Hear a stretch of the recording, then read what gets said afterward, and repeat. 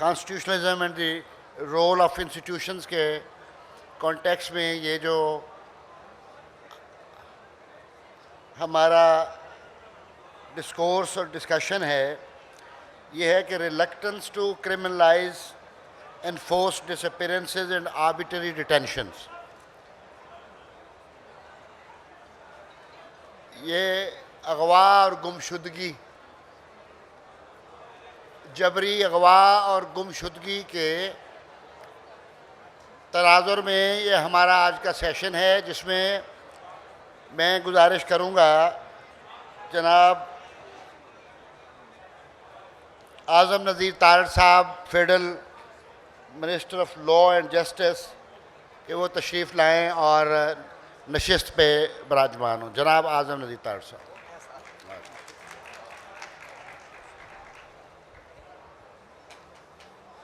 हमारे दूसरे मोअज़्ज़ज़ मेहमान हैं जनाब अख्तर जान मैंगल साहब।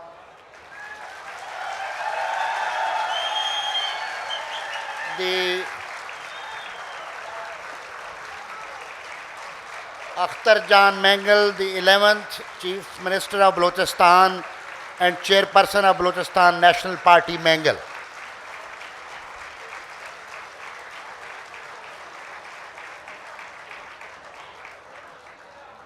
We welcome Mr. Akhtar Jan Mengal.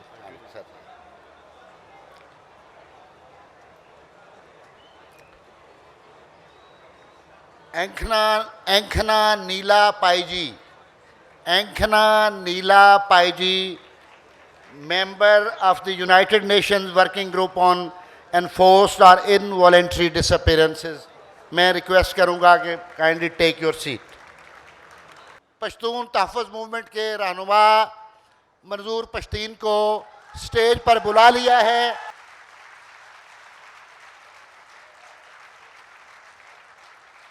दूसरी मेरी गुजारिश है जनाब शेर मोहम्मद साहब, farmer member Pakistan bar council,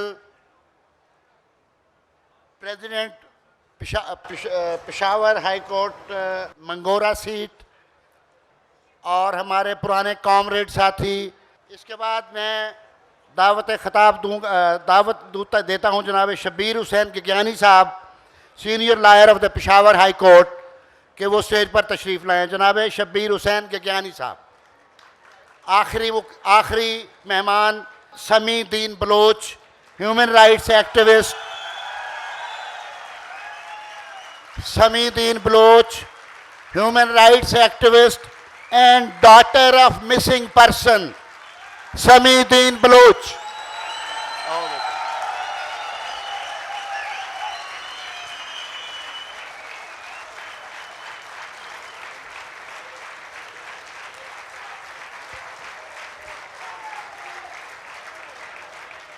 दोस्तों और साथियों, आप तशरीफ़ रखें और मुझे इजाज़त अता फ़रमाएँ ताकि मैं बाकायदा कार्रवाई का आगाज़ कर सकूँ। और कलील वक्त में हमने तमाम मुकर्ररीन के ख़यालात को सुनना है और फिर इसके बाद भी एक क्लोजिंग सेशन है, इसलिए मैं गुजारिश करूँगा कि आप थोड़ा सा वक्त दें। तो आज का जो हमारा ये टॉपिक है, इसमें यह है कि जबरी गुमशुदगियाँ हैं वो गैर आइनी और गैर कानूनी हैं, उनसे हमने कैसे महफूज रहना है और आइंदा के लिए उसका वे फॉरवर्ड क्या है। आज के हमारे पैनल में हमारे हुकूमती नुमाइंदगान भी मौजूद हैं और गुमशुदा अफराद के पसमानदगान भी मौजूद हैं, और वो लोग भी मौजूद हैं जो इस ह्यूमन राइट्स की वायलेशन के ख़िलाफ़ एक मुसलसल जद्दोजहद में हैं और अपनी आवाज़ बुलंद रखे हुए हैं। आज की हमारी इस तकरीब के जो की नोट स्पीकर हैं वो जनाब आज़म नज़ीर तारड़ साहब हैं। वो मैं उनको सबसे पहले दावत ख़िताब दूंगा ताकि उन्होंने लॉ मिनिस्ट्री का चार्ज संभालने के बाद कुछ चीज़ें मेरे इल्म में हैं कि उन्होंने कुछ प्रोएक्टिव एक्टिविटी करके इस इशू को रिज़ॉल्व करने के लिए बड़ी दर्दमंदाना अंदाज में अपनी कंट्रीब्यूशन की थी। लेकिन आज़म नज़ीर तारड़ साहब को बुलाने से पहले उनसे मैं ये अर्ज़ करूँगा कि तुम तो कहते थे कि सब कैदी रिहाई पा गए, तुम तो कहते थे कि सब कैदी रिहाई पा गए, रात भर पसे दीवारे जिंदा रोता है कौन। जनाब आजम नज़ीर तारड़ साहब।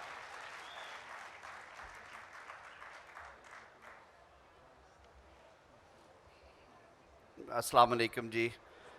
मुनीज़े, अगर हमारे इंटरप्रेटर्स हैं तो मैंने पिछले सेशन में ऑडियंस का इंटरेस्ट देखते हुए साकी साहब की तकलीद करना चाहूँगा। टॉपिक ऐसा है कि ये हमारा मुकामी मसला है और ये मुकामी ज़ुबान में हो तो ज़्यादा बेहतर कन्वे हो जाएगा।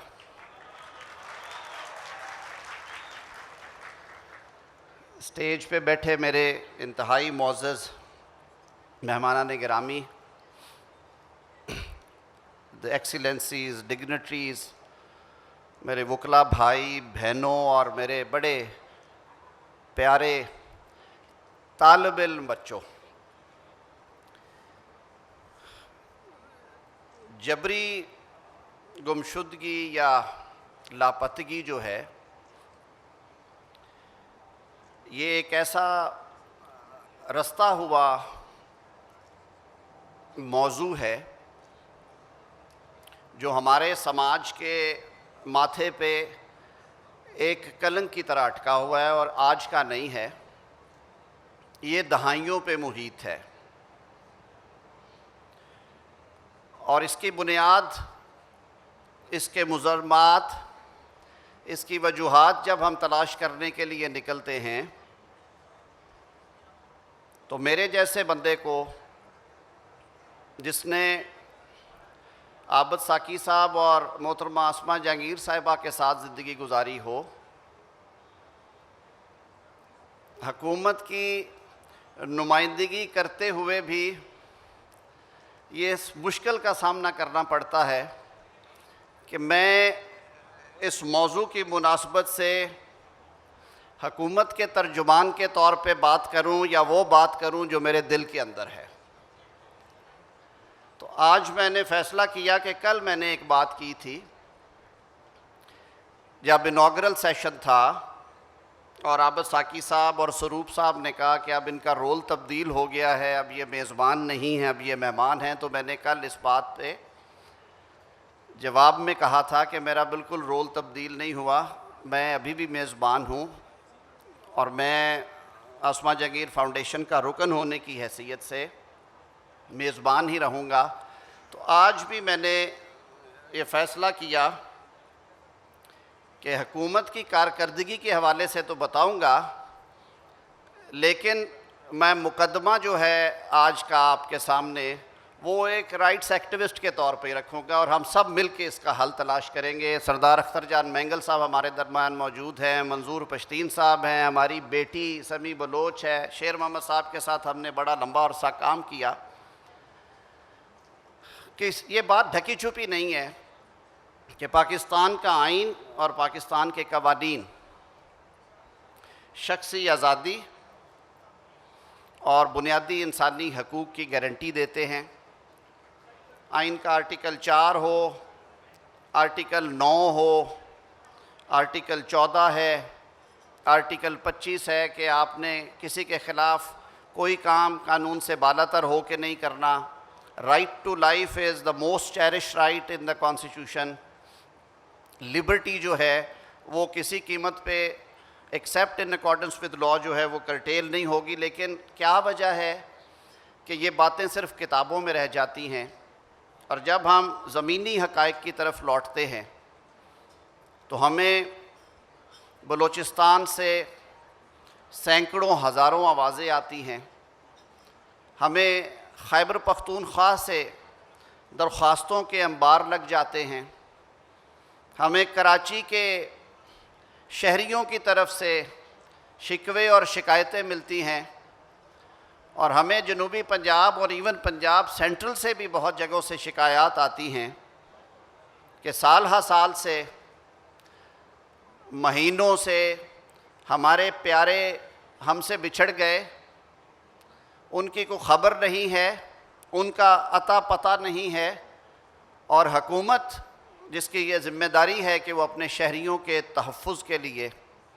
हर तरह के कानूनी इक़दामात करे, वो भी ये जवाब देने से कासिर है। तो फिर हमें एक जवाब मिलता है कि ये मसला है तो सही, लेकिन ये मसला जुड़ा हुआ है सिक्योरिटी रिस्क्स और सिक्योरिटी से मुतल्लिका स्टेक्स जो हैं, ये मसला उनसे जुड़ा हुआ है और इसको हल करने के लिए हमें बंद कमरे में बैठ के भी बात करना होती है, यानी कि इन कैमरा प्रोसीडिंग्स हैं।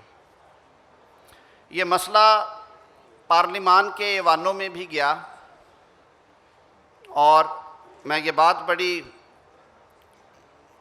खुशी के साथ कहूँगा कि पार्लियामेंट के फ्लोर के ऊपर हमारे वो अरकान पार्लियामेंट बिलखसूस जो कि जबरी गुमशुदगी के मुकदमात या उन केसेस से जुड़े हुए हैं अपने सियासी नज़रियात की वजह से या जुग्राफियाई इलाक़ों में उनके रहने की वजह से या उनका ताल्लुक़ होने की वजह से, उन्होंने हमेशा ये आवाज़ बुलंद की और उनकी मुसलसल कोशिशों से सिविल सोसाइटी की एक लंबी जिद्दोजहद के नतीजे में और बहुत सारे मज़लूमों ने अपनी जानें गंवा कर बिलाखिर रियासत को आज इस जगह पे ले आए हैं कि इस हसास मौजू के ऊपर खुले ऐवानों में भी बात होती है, सड़क पे भी बात होती है और इस तरह की तकारीब में भी बात होती है। और ये it is no more an issue which is to be discussed in camera, क्योंकि जब तक आप इस हाथी को कमरे से नहीं निकालेंगे ये मसला हल नहीं होगा। आज के टॉपिक के हवाले से मैं ज़रूर अर्ज़ करता चलूँ कि आज इस कॉन्फ्रेंस में आने से पहले मैं अपने साथियों का शुक्रगुज़ार हूँ पार्लियामान में, जिन्होंने साथ दिया इस इशू पे हमारा। और वो मसला जो कि साल हा साल से अटका हुआ था, यानी कि जबरी गुमशुदगी के मुकदमात के लिए अलग से इंडिपेंडेंटली कानून ने कोई ऐसा रास्ता नहीं निकाला था कि इसके मुकदमात का अंदराज हो सके। जैसे कि आज के टॉपिक में भी लिखा हुआ है कि reluctance to criminalise the enforced disappearances. तो एक अच्छी खबर जो आज आपको मैं दे सकता हूँ कि 2 रोज़ पहले पाकिस्तान की कौमी असम्बली ने वज़ारत कानून के उस बिल को जिसमें जबरी गुमशुदगियों को जुर्म का दर्जा दिया गया है, पाकिस्तान की कौमी असम्बली ने कंसेंसस के साथ उसे पास किया है। ये पिछले 4.5 साल से असम्बली और सेनेट सेक्रेटेरिएट्स में ये फ़ाइल घूम रही थी और ना सिर्फ पास किया बल्कि गुज़श्ता हुकूमत ने सिविल सोसाइटी के प्रेशर की वजह से और अपने सियासी हलीफ़ों के कहने पे कानून तो बनाया, लेकिन उसमें एक शिक शामिल कर दी गई जिसके तहत जबरी गुमशुदगी का इल्ज़ाम लगाने वाला शख्स अगर ये साबित ना कर सके कि उसके प्यारे को उठाया गया था और जबरी तौर पे लापता किया गया था, तो उसको उसके कहने पे पर्चा तो दर्ज होगा, लेकिन अखराज होते हुए या मुकदमा का फ़ैसला होने के बाद उस पर एक मुकदमा चलेगा और उसे 5 साल की सज़ा दी जा सकती है। थैंक्स टू, मैं शुक्रगुज़ार हूँ पार्लियामान में अपने उन रोशन दिमाग साथियों का जिन्होंने कभी भी इंसानी हकूक़ के ऊपर कॉम्प्रोमाइज़ नहीं किया। और सरदार अख्तर जान मैंगल साहब ने फ्लोर ऑफ द हाउस के ऊपर ये अमेंडमेंट पेश की कि इस प्रोविज़न को डिलीट किया जाए, ख़ारिज किया जाए इस बिल में से। और हुकूमत पाकिस्तान ने सरदार अख्तर मैंगल साहब, मोहसिन दावड़ साहब, MQM पाकिस्तान और जमीयत उलमा इस्लाम के तहफ़्फ़ुज़ात जो कि उन्होंने फ्लोर ऑफ हाउस पे डिबेट में दिए और बाकी जमातों ने उसको सपोर्ट किया, बिल पास कर दिया गया। लेकिन वो शिक ख़त्म करने के बाद तो मैं समझता हूँ कि पाकिस्तान के अवाम को मुबारक हो कि बिलाखिर हमने एक मरहला तो तय कर लिया। अब मुझे बताया गया है कि आज वक्त की शदीद कमी है क्योंकि पिछला सेशन आगे चला गया था। क्विकली आपको ये बताते चले कि जब ये हुकूमत कायम हुई तो वज़ीर आज़म पाकिस्तान मियाँ शहबाज शरीफ ने काबीना में इस मसले के ऊपर एक खुली डिबेट करवाई और काबीना ने यह तय किया कि इस मसले के हल के लिए ये ज़िम्मेदारी काबीना ले और तमाम कोलिशन पार्टीज़ के एक एक वज़ीर के ऊपर मुश्तमिल 7 रुकनी जो कैबिनेट कमेटी है वो जून में तश्कील दी गई और उसे 4 माह का टाइम दिया गया कि आप इन 4 महीनों के अंदर इस इशू के ऊपर डिलिबरेट करेंगे, जो मुतासरा लोग हैं और तंजीमें हैं उनसे रब्ता करेंगे, सरकार के जो महकमे और इदारे हैं उनसे बात करेंगे, सिक्योरिटी एजेंसी से बात करेंगे और फिर आप हमें सिफारिशात पेश करेंगे। तो 7 रुकनी कमेटी ने पिछले 12 हफ्तों में 12 नहीं तो 8 मीटिंग ज़रूर की हैं। हमारी ये प्रायोरिटी रही है कि हम उसमें हर हफ्ते मिलते हैं और 3 से 4 घंटे बैठते हैं। हमने मुल्क भर से जो तंजीमें हैं उनसे बात की, हमने सरकारी इदारों से बात की, यहाँ तक कि सेनेटर कामरान मुर्तज़ा साहब बैठे हुए हैं। कैबिनेट कमेटी ख़ुद चल के क्वेटा गई और अपनी बच्ची समी बलोच के पास हमने इनके धरने में जाके मुज़ाकरात किए और इन राइटिंग इनसे वहाँ पे ये तय हुआ कि इंशाअल्लाह उल अज़ीज़ आपके मुतालबात जो हैं वो ना सिर्फ हुकूमत पाकिस्तान तक पहुँचाए जाएंगे बल्कि उसके लिए अमली इक़दामात किए जाएंगे। मुदस्सर नारू की फैमिली से अलग, आमना मसूद जंजुआ साहिबा से अलग, और जो कॉम्पोजिशन है उस कमेटी की उसकी ज़िम्मेदारी मुझे सौंपी गई कि कन्वीन मैंने करनी है, लेकिन उसमें वज़ीर दाखिला राना सनाउल्लाह,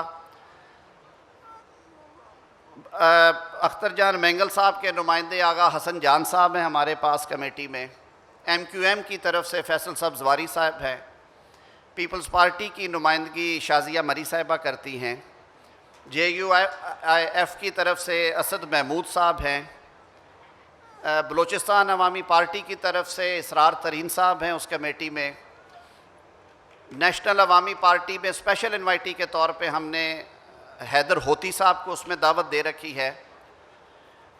बिलाशुबा ये एक मुश्किल टास्क है, लेकिन मैं मामले की संगीनी को सामने रखते हुए आपसे इजाज़त लेने से पहले ये ज़रूर कहूँगा कि हुकूमत वक्त की प्रायोरिटी को अगर आप प्रायोरिटाइज़ करें, ताहिर बजिंजो साहब ने सर उसमें बड़ी अच्छी हमें तजावीज़ दी हैं आके, डॉक्टर साहब सेनेटर ताहिर बजिंजो, फ़रतुल्लाह बाबर साहब के साथ हमने सेशन किया, उन्होंने बड़ा वक्त गुजारा है, बहुत एफ़र्ट की है, हामिद मीर साहब ने हमें ज्वाइन किया था, उनसे तजावीज़ ली गई।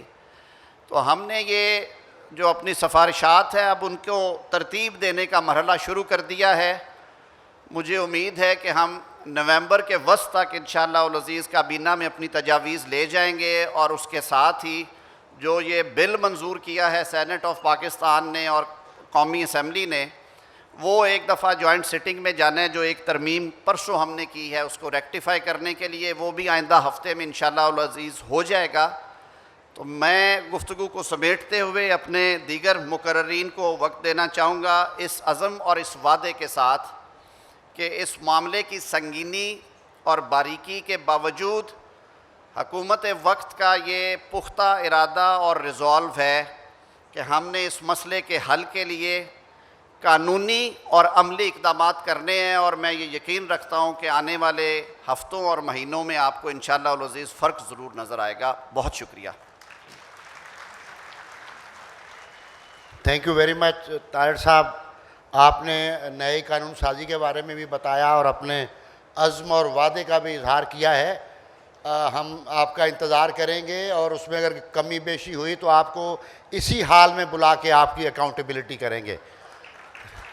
Thank you very much, thank you very much. अब मैं गुजारिश करूँगा Shamideen Baloch, human rights activist and daughter of a missing person, कि वो आएँ अपने ख्यालात का इजहार करें। मोहतरमा शमीदीन बलोच साहिबा।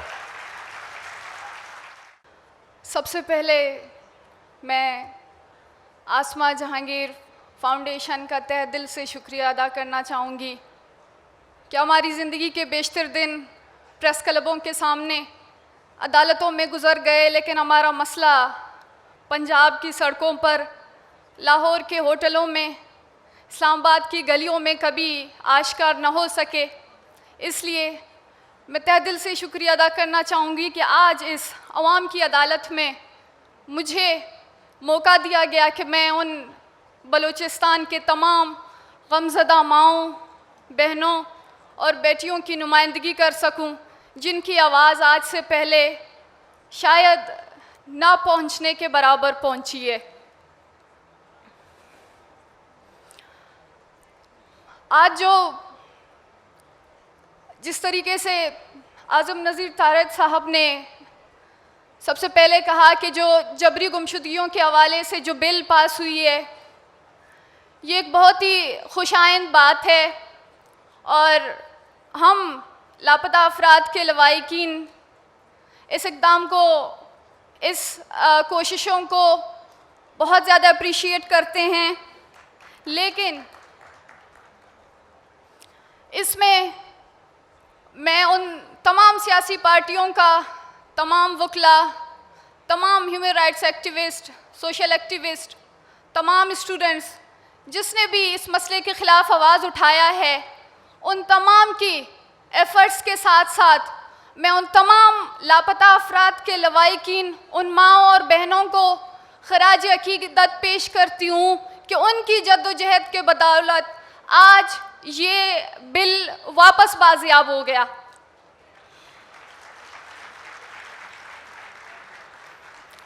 लेकिन मसला ये है कि जिस तरह हमारे लोग शक व शुबहात के बिना पर उठाए जाते हैं, 2-2 महीने, 4-4 महीने, 8 महीने, 1 साल के बाद जब वो वापस आ जाते हैं, तो जिस तरीके से वो अपनी ज़हनी तवाज़ुन खो बैठते हैं, जिस इंसानियत सोज अज़ियत से गुज़र कर वो जो है अपाहिज होते हैं, तो मैं उम्मीद करती हूँ कि ये कमीशन बाजियाबी के बाद अपाहिज ना हो, इस पर अच्छे से काम हो, ताकि जो हम उम्मीदें लेकर आए हैं वो इस मसले को एक अंजाम की तरफ लेकर जाए। बिल इस मसले पर जो है जबरी गुमशुदगियों के हवाले से ये बिल हो या फिर इससे पहले कवानीन हो, हमने पहले भी देखा है कि यहाँ पर जबरी गुमशुदगियों के मामले में मुख्तलिफ़ कमीशन, मुख्तलिफ़ कमेटियाँ, मुख्तलिफ़ कवानीन बनाए गए हैं, लेकिन जो सबसे ज़्यादा अहम बात है वो इम्प्लीमेंटेशन की है। ये पहली दफ़ा नहीं है कि इस तरह की कानून, इस तरह के जो है बिल पास हुए हैं, बल्कि हमने ये भी देखा है कि जो इस मुल्क के आइन और कानून में जो आपके फंडामेंटल राइट्स हैं वो भी हमारे लोगों के ऊपर अप्लाई नहीं हुए हैं। हमने देखा कि इस मुल्क के आइन में जो कि किसी शख्स को आज़ादी और ज़िंदगी से महरूम नहीं रखा जा सकता, हमें इस आर्टिकल से भी महरूम रखा गया है। इस हवाले से हमने इस मुल्क में देखा है कि एंटी टॉर्चर लॉज आए हैं, लेकिन ये इम्प्लीमेंट नहीं हो सके हैं। हमने देखा है कि प्रोडक्शन टू कोर्ट का ये लॉ सामने आया है, ये भी इम्प्लीमेंट नहीं हुआ है। हमने ये भी देखा कि फ्री एंड फेयर ट्रायल यहाँ पे लागू होती है, जो कि हमारे लोगों पर नहीं हुआ। हमने देखा कि कवानीन इस तरह के हज़ारों सामने आए, लेकिन वो इम्प्लीमेंट ना हो सके और कभी भी उन कल्प्रिट्स को पनिशमेंट नहीं दी गई जो कि इनके बुनियादी और जो कि इसके ज़िम्मेवार हैं, जिनको एहतिसाब की सबसे ज़्यादा ज़रूरत है। मैं कुछ हक़ाइक़ आपके सामने पेश करूंगी जो कि माजी में होते आए हैं। 2010 में जब आईए रहमान साहब जजेस कमीशन की रिपोर्ट को गवर्नमेंट की तरफ से रिक्वेस्ट करते हैं कि इस रिपोर्ट को आप पब्लिसाइज करें, जिसमें बहुत सारे फैक्ट्स और बहुत से ऐसे लोग हैं, सिक्योरिटी के लोग, जिस पर तमाम कंट्रोवर्सीज क्लियर होंगे, लेकिन ये इस मसले पर कोई अमल दरामद न हो सकी। इस मुतालबे को नज़रअंदाज किया गया। 2012 में जब चीफ जस्टिस इफ्तिखार चौधरी साहब ने 19 FC ऑफिशियल्स को नॉमिनेट करके जो है 35 मिसिंग पर्सन्स की बाजियाबी का हुक्म दिया, इस पर भी कोई अमल दरामद न हो सकी। ये एक अदालत की ऑर्डर थी जिस पर अमल दरामद न हो सका। 2012 में DIG ऑपरेशंस बलूचिस्तान आमिद शकील ने कोर्ट में जो एक FC की मौजूदगी में जो एक CCTV फुटेज का जिक्र किया था हाई कोर्ट बलूचिस्तान में, जिसमें फिर जो है उनको खुद 3 साल बाद एक सस्पिशियसली उनको एक अटैक में मारा गया, लेकिन जिस रिपोर्ट का, जिस फुटेज का उन्होंने जिक्र किया था वो कभी अदालत में ना आ सका, वो कभी जजेस के सामने पेश ना हो सकी।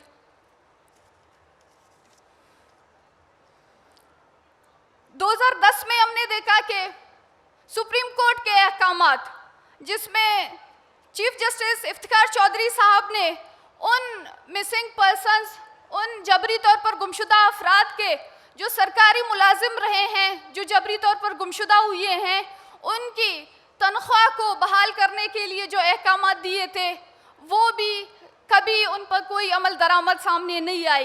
तो इस बात से वाज़ेह होता है कि जबरी गुमशुदगियों का मसला सबसे ज़्यादा जो इस वक्त इस मुल्क का जो सबसे अहम और संगीन मसला जाना जाता है, इस पर हमने कवानीन देखे हैं लेकिन कवानीन पर कोई अमल दरामद नहीं देखी है। जो इस वक्त मैं सबसे ज़्यादा इस पर होपफुल हूँ, मैं उम्मीद करती हूँ कि हमारे साथ जो हमारे मुअज़्ज़िज़ मेहमान बैठे हैं जिनकी काविशों से ये बिल सामने आई है और उन मिसिंग पर्सन्स के लवाहिकीन की काविशों से, तो मैं समझती हूँ इस पर बेहतरीन इक़दामात सामने आएंगे। इसका एक और जो 2015 में चीफ जस्टिस के अहकामात थे सुप्रीम कोर्ट में कि कोई भी लाश बगैर DNA के शनाख्त के नहीं दफनाया जाएगा, लेकिन हमने इसमें भी देखा कि बलूचिस्तान में तो रोज़ाना की बुनियाद पर हम मसखशुदा लाशें देखते हैं जो शनाख्त के काबिल नहीं होते हैं, लेकिन सुप्रीम कोर्ट के आर्डर की बुनियाद पर हमने लाहौर की वो मसखशुदा लाशें देखी जिस पर कोई DNA टेस्ट न हो पाई। हमने जो है रिसेंटली जो मुल्तान के निश्तर हॉस्पिटल में जो वाक़या हुआ था उसमें भी हमने देखा कि उसमें भी सुप्रीम कोर्ट के ऑर्डर्स फॉलो ना हो सके। इसके अलावा भी हमने देखा है कि वो अहकामात जिसमें फैमिलीज़ ने शिकायत की थी कि हम जो है हमसे जब हमारे लोगों को मिसिंग किया जाता है तो इसके बदले हमसे पैसे मांगे जाते हैं उन अदारों की तरफ से जो हमारे लोगों को लेकर गए हैं, तो उनकी तरफ से भी कोई कार्रवाई सामने नहीं आई है। अभी मैं रिसेंटली बात करूंगी फेक इनकाउंटर्स के हवाले से जो बलूचिस्तान में आए दिन होते आ रहे हैं। 40 दिन पहले जब हमारी एक मुज़ाकरात हुई थी वफाकी काबीना कमेटी के साथ, जिसमें राना सनाउल्लाह साहब और आज़म नज़ीर तारड़ साहब आए थे, इसमें हमें यकीन दहानी की गई कि जबरी तौर पर गुमशुदा अफराद और ये तसलसल इसको अभी दोबारा रिपीट नहीं किया जाएगा। और ख़ास तौर पर राना सनाउल्लाह साहब ने इस मसले पर वाज़ेह अल्फाज में कहा कि जाली मुकाबले अब से नहीं होंगे, लेकिन मैं इसके बाद इस जो है मुज़ाकरात के बाद 5 फेक इनकाउंटर्स हुए हैं जिसमें 18 के करीब अफराद मारे गए हैं। तो हम समझते हैं कि जो हमारे पुरअमन मुजाहरे हैं, एहतजाज हैं, जो धरने हैं, जो हमारी कानूनी काराजोई है, इस पर रियासत हमें ये वाज़ेह तौर पर बता रही है कि जो है ये पुरअमन एहतजाजों की कोई मानी नहीं है इस रियासत में। हमने बतौर मुल्क के इस पुरअमन शहरी तमाम आईनी कानूनी तरीके हुकूमती कायम करदा कमीशन, अदालतों और कमेटीज़ के सामने पेश हुए हैं। हुकूमत की यकीन दहानियों पर एहतजाज भी ख़त्म किए हैं हमने, लेकिन कोई असर सामने नहीं आई है। अगर हुकूमत के पास इख्तियार नहीं है तो मैं समझती हूँ कि उन गमज़दा माओं को, उन तकलीफ़दा बहनों को, बच्चियों को, लवाहिकीन को वो झूठी तसल्लियाँ ना दें जिससे वो मज़ीद दर्द और तकलीफ़ में मज़ीद तकलीफ़ का बायस बन जाती है उनके लिए। साफ साफ कह दें कि वो मुक़्तदर कुव्वतों के सामने बेबस हैं। क्यों वज़ीर आज़म इमरान खान साहब हमसे मुलाकात करते हैं, हमें 3 महीने का वक्त देते हैं कि आपके लोग बाजियाब होंगे। मेरे सामने बैठकर वो मुझसे कहते हैं कि आपके वालिद डॉक्टर दीन मोहम्मद बलोच 3 महीने के अंदर अंदर उनके हवाले से आपको मालूमात दी जाएगी, लेकिन उस बात को 2 साल गुजर चुके हैं लेकिन मालूमात हमें नहीं मिली। क्यों मरियम नवाज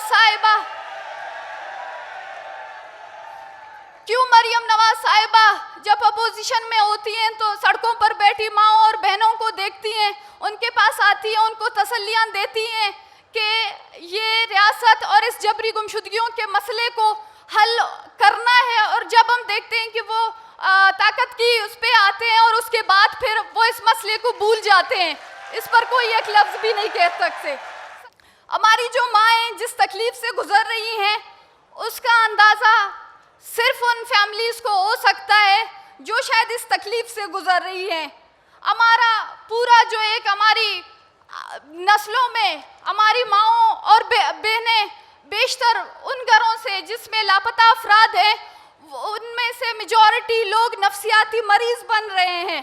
वो जो है नफ्सियाती दवाइयाँ खाने पर मजबूर हो चुके हैं। हम देखते हैं कि जो है एक तरफ से हम वो लोग, हम वो फैमिलीज़, वो बच्चे, हम वो ऑप्रेस्ड लोग जब इस मसले पर आवाज़ उठाते हैं तो हमें कहा जाता है कि आप जो है दहशतगर्द हो, आप गद्दार हो, आप एंटी स्टेट हो।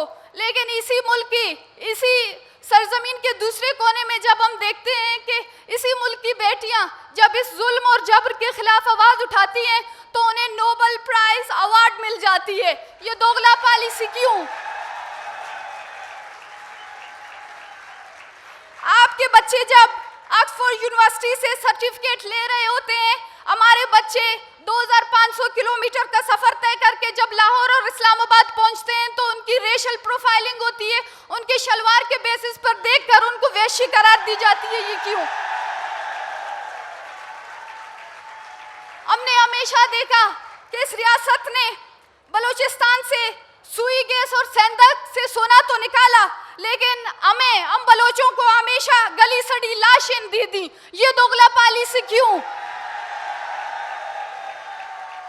हमारी माएँ सुसक कर जब मर रही है अपने गुमशुदा बच्चों के लिए, और आप वहाँ उन्हें लावारिस तौर पर करार देकर, लावारिस लाशें करार देकर हमारे सरजमीन पर कब्रिस्तान आबाद कर रहे हैं। क्या आप इस तरह बलूचिस्तान के मसले को हल करना चाहते हैं? मुल्तान के मसकशुदा लाशें गिराने वालों तक पुलिस भी नहीं पहुंची है, और दूसरे दिन मैं देखती हूं कि स्मगलिंग के केस में गधे अदालत पहुंच जाते हैं। क्या इस तरीके से आप बलूचिस्तान के मसले को हल करना चाहते हैं? पाकिस्तानी मीडिया जिसमें हम देखते हैं कि माविश हयात के जूते गुम होने की खबरें नशर होती हैं, लेकिन रोजाना की बुनियाद पर दर्जनों बलोच बच्चे गायब होते हैं, उस पर हम एक सुर्खी तक नहीं देखते हैं। फिर भी कहते हैं आप बलोच नाराज हैं, फिर भी आप कहते हैं कि आप बलूचिस्तान के मसले को हल करना चाहते हैं। मूसलाधार बारिश और सैलाबी रेलों में 50 दिन बैठे माएं सड़कों पर बेहोश हो रही थी, और दूसरी दिन हमने देखा कि हानिया आमिर की वाइपर से अपने घरों की सफाई के जो है खबरें नशर हो रही थी। मैं गुजारिश करूंगा जनाब Shabbir Hussain Gigyani, senior lawyer, Peshawar high court से, कि वो तशरीफ़ लाएं। किसी का नाम ली बग़ैर सब मुअज़्ज़ज़ सामीन और हाज़रीन को अस्सलाम वालेकुम। पहले मैं शुक्रिया अदा करता हूँ आसमा जहांगीर फाउंडेशन का कि उन्होंने मुझे मौका दिया, क्योंकि मैं एक गैर सियासी, गैर तंजीमी कानून का स्टूडेंट हूँ, और मेरा सिर्फ इन केसेस के साथ, क्योंकि मैंने सैकड़ों मिलिट्री कोर्ट के केसेस, सैकड़ों मिसिंग पर्सन के केसेस वो इन मज़लूमीन की तरफ से किए, सो सिर्फ उसी बुनियाद पर मुझे मदऊ किया गया है। जो टॉपिक है उसमें जिस जिस इदारे का रोल है मैं सिर्फ उस पर रोशनी डालूँगा। कि missing person in force disappearance के केसेस कब शुरू हो गए। जब हमारे मुल्क के एक इदारे ने तालिबान को इस कंट्री पर इम्पोज किया तो इन फोर्स एब्डक्शन के केसेस शुरू हो गए। और फिर जब 2008 में मिलिट्री ऑपरेशन के नाम पर हमारे इदारों ने जो ऑपरेशन स्टार्ट की, स्पेशली इन पश्तून बेल्ट, हमारे खैबर पख्तूनख्वा में, फाटा में, पाटा में और बलूचिस्तान में, तो उस दिन से 2008 से मिसिंग पर्सन के केसेस शुरू हो गए। और फिर हमारे पार्लियामेंटेरियंस ने, हमारे पॉलिटिशियन ने, हमारे लेजिस्लेटर ने 2011 में इसी इदारों की गलत इक़दामात को एक कानूनी प्रोटेक्शन दे दी और वो action in aid civil power regulation 2011 की शक्ल में, जो कि काला कानून था जिसका किसी को भी नहीं पता था। फिर 2018 में जब फाटा मर्ज हो गई और लोगों के बाबत चूँकि high court, Peshawar high court की जुरिसडिक्शन फाटा तक एक्सटेंड हो गई, तो मैंने in person action in aid civil power regulation 2011 को इन पर्सन चैलेंज किया और पेशावर हाई कोर्ट ने उस पर एक बहुत अच्छा फैसला दे दिया, उसको गैर कानूनी, गैर आईनी करार दे दिया। 2019 में वो फैसला मौजूद है, लेकिन फिर स्टेट ने उसी फैसले को हॉनरेबल सुप्रीम कोर्ट में चैलेंज किया, जो कि 2019 में उस वक्त के हॉनरेबल चीफ जस्टिस साहब ने, जो कि हमारे मुअज़्ज़ज़ जज साहब बेटे हैं, वो भी लार्जर बेंच का हिस्सा थे। एक हफ्ते तक उसकी समाअत हो गई, लेकिन 2019 से लेकर उसमें स्टे देकर 2019 से आज 2022 से आज तक उस केस में समाअत के लिए तारीख मुकर्रर नहीं हुई। वरना इन मुतासरीन ने मेरी ज़रिए, वकला की ज़रिए और ह्यूमन राइट एक्टिविस्ट की ज़रिए सैकड़ों हज़ारों दरख्वास्तें हॉनरेबल सुप्रीम कोर्ट में जमा की कि उसमें 8000 लोग इलीगल डिटेंशन में है, 8000 पुश्तून लोग आर्मी की ज़ेरे इंतज़ाम इंटरमेंट सेंटर में मौजूद है, लेकिन आज तक उन केसेस की समाअत नहीं हुई, जो केस में जुडिशरी का भी without due respect, without due apology, judiciary का भी रोल है। अब हमारे पार्लियामेंटेरियन का क्या रोल है? जिस तरह हमारे मुहतरम वज़ीर कानून साहब ने भी फरमाया कि हमने 2 दिन पहले एक कानून पास किया था। ये मुसव्वदा 2018 में कौमी असम्बली में इंट्रोड्यूस किया गया था, फिर नवंबर 2021 में कौमी असम्बली ने उसको पास किया और सीनेट भेज दिया। और बहुत हैरानगी की, बल्कि शर्मिंदगी की बात है कि गुमशुदगी का कानून सीनेट में गुम हो गया। कई महीने सीनेट में वो मुसव्वदा गायब था और फिर जब सीनेट से अमेंडमेंट के ज़रिए वो दोबारा कौमी असम्बली को भेजा गया, तो 2 दिन पहले ये भी इसी कॉन्फ्रेंस की बदौलत है कि यहाँ की उनकी तकरीर में ये बात ज़रूरी थी वज़ीर कानून साहब के लिए कि ये मुसव्वदा कौमी असम्बली से पास हो गया, लेकिन अब ये दोबारा सीनेट को जाएगा, उसी प्रोसेस से गुजरेगा। तो मेरा तो नहीं ख्याल कि आइंदा 2-3 साल में उस पर कोई अमल दरामद हो। मेरी नेक्स्ट जो पॉइंट है, रिलेक्टेंसी रिगार्डिंग क्रिमिनलाइजेशन और क्रिमिनलिंग इन सच लाइक केसेस। मैं गुजारिश करता हूँ कि किसी को प्रोसिक्यूट करने के लिए, किसी को क्रिमिनलाइज करने के लिए, किसी को पेनलाइज करने के लिए कानून की ज़रूरत होती है। तो मैं फिर अफसोस के साथ कहता हूँ कि हमारे पार्लियामेंटेरियन ने 2011 में हमारे मिलिट्री ऑपरेशन की इलीगल एक्ट को लीगल प्रोटेक्शन देने के लिए 2011 में तो कानून पास किया, लेकिन अफसोस की बात है कि आज तक 2008 से मिसिंग पर्सन के केस आ रहे हैं। आज तक हमारे लेजिस्लेटर, हमारे कानून साज असम्बली को ये तौफीक नहीं हुई कि इसके बाबत कोई कानून पास करे। और फिर 2 साल पहले जो कानून पेश किया गया उसमें ऐसी सेक्शन रखी गई 514 कि जो भी बंदा, जो भी विक्टिम फैमिली अपने केस को साबित न कर सके तो उसको 5 साल की सज़ा दी जाएगी। अब कौन इन मजबूत इदारों के ख़िलाफ़ कौन अपने केसेस को साबित कर सकते हैं? उनको राइट ऑफ इंफॉर्मेशन तक नहीं है, उनको डॉक्यूमेंट तक रसाई तक नहीं है। मैंने खुद सैकड़ों मिलिट्री कोर्सेस केस किए, हमने हाई कोर्ट में रिट पिटिशन आर्गू की है, लेकिन हमें आज तक एक भी डॉक्यूमेंट नहीं दी गई कि जिन बंदों को सज़ाए मौत सुनाई गई थी, जिन बंदों को उम्र कैद की सज़ा सुनाई गई थी, उनके खिलाफ चार्जेस क्या थे, उनके खिलाफ एविडेंस क्या पेश हुई, कौन इनके हक में वकला कौन पेश हुआ, कौन प्रोसिक्यूटर था और कौन जज था। आज तक उसके डॉक्यूमेंट्स हमें हवाला नहीं हुई। हमने ज़ुबानी जमा हर्ज पर उनको आर्गू किया, लेकिन चूँकि मिलिट्री कोर्ट इलीगल थे, उनके एक्शन इलीगल थे, इसलिए हानरेबल सुप्रीम कोर्ट ने, और ये फिर एक अफसोस की बात है कि सारी दुनिया में, मैं एक मिसाल देता हूँ कि वाहिद हमारा पाकिस्तान है कि मिलिट्री कोर्ट के तकरीबन 300 लोग जो हमारे पेशावर हाई कोर्ट ने उनको एक्विट किए, उनको बरी किए, हमारी मुअज़्ज़िज़ सुप्रीम कोर्ट ने एक्विटल केसेस में स्टे देकर 300 से ज़्यादा लोग ऐसे आज भी जेल में मौजूद है जो कि 2018 और 2019 में हानरेबल हाई कोर्ट ने उनको बरी किए।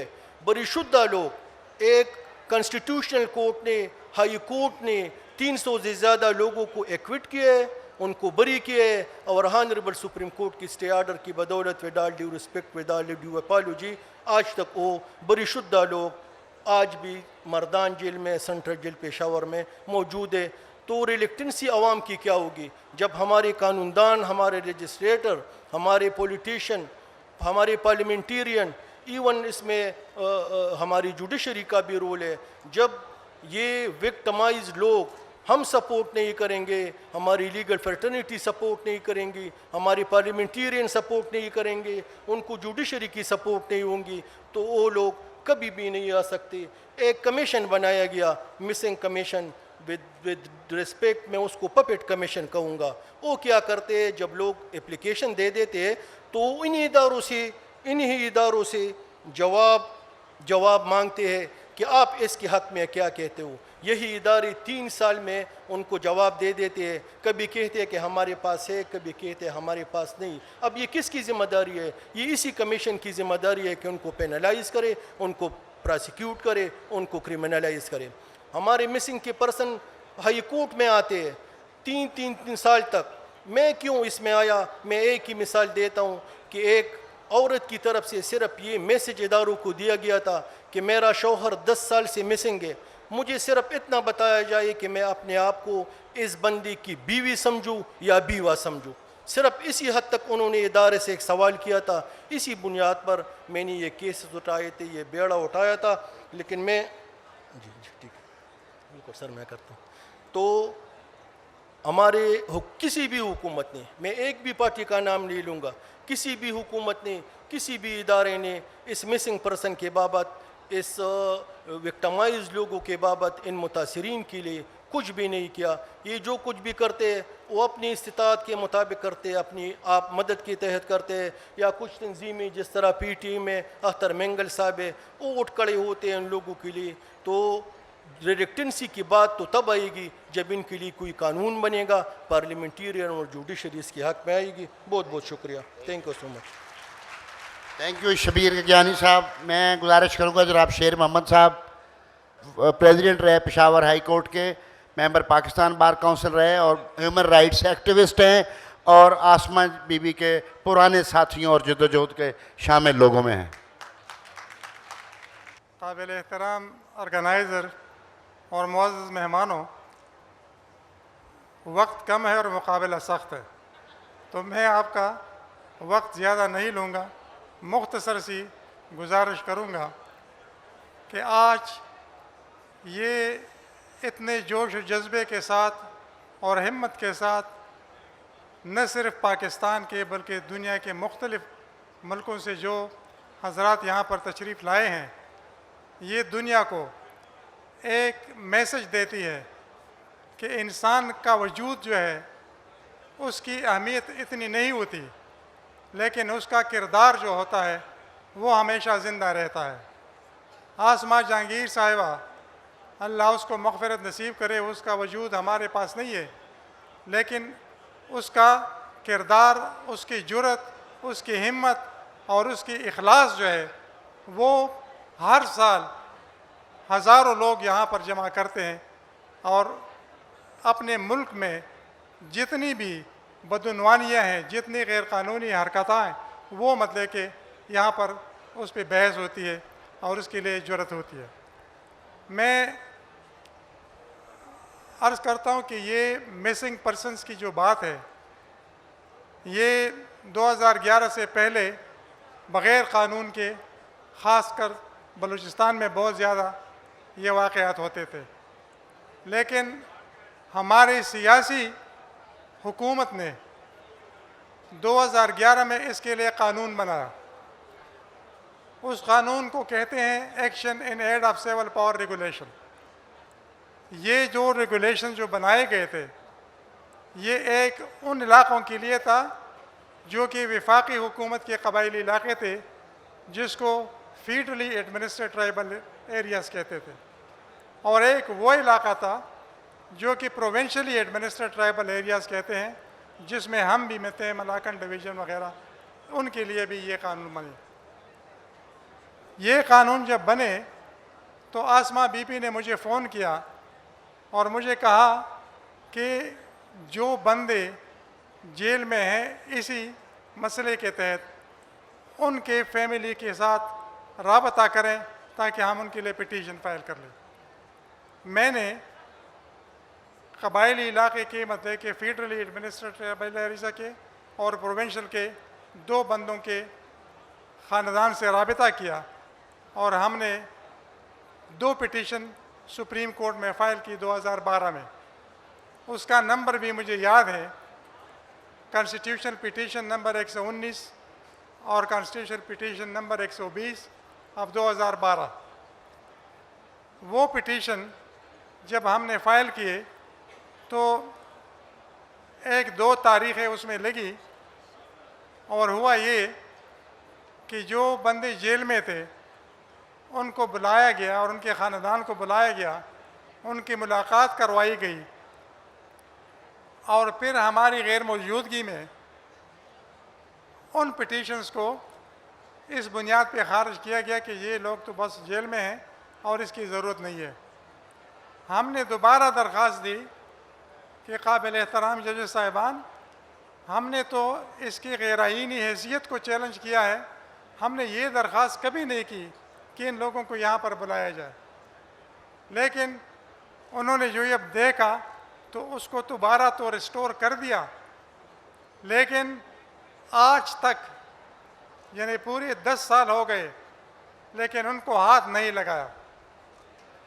उसके बाद आपको इल्म में कि 25वीं तरमीम जब आ गया तो 25वीं तरमीम के तहत कबायली इलाके पाकिस्तान के आम ज़िलों की तरह मतलब उसमें मदगम हो गए और इसके लिए कोई भी यानी आर्टिकल 247 जो आइन का है जिसके तहत रेगुलेशन प्रेसिडेंट या गवर्नर बना सकते थे, तो वो रेगुलेशन के इख्तियार भी उनके पास नहीं रहे और सारे रेगुलेशन ख़त्म हो गए। लेकिन हुआ ये कि हमारे पेशावर हाई कोर्ट के जज साहिबान ने उनको गैर आइनी क़रार देकर कहा कि नॉर्मल क़वानीन जो पूरी मुल्क में हैं वो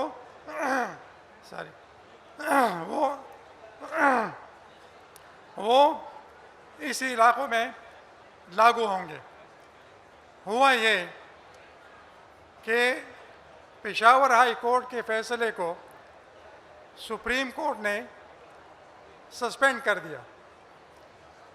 उसके बाद हमारी सूबाई असम्बली ने एक कानून पास कर दिया कि अगरचे ये इलाके अब कबायली इलाके नहीं रहे, लेकिन इनके जो रेगुलेशन है ये अभी तक वहाँ पर नाफिज रहेंगे। उसको भी हाई कोर्ट ने कलअदम करार दिया, लेकिन सुप्रीम कोर्ट ने उस पर स्टे दे दिया। मेरी गुजारिश ये है मुख्तसर सी कि हमारे मुल्क के जितने भी इदारे हैं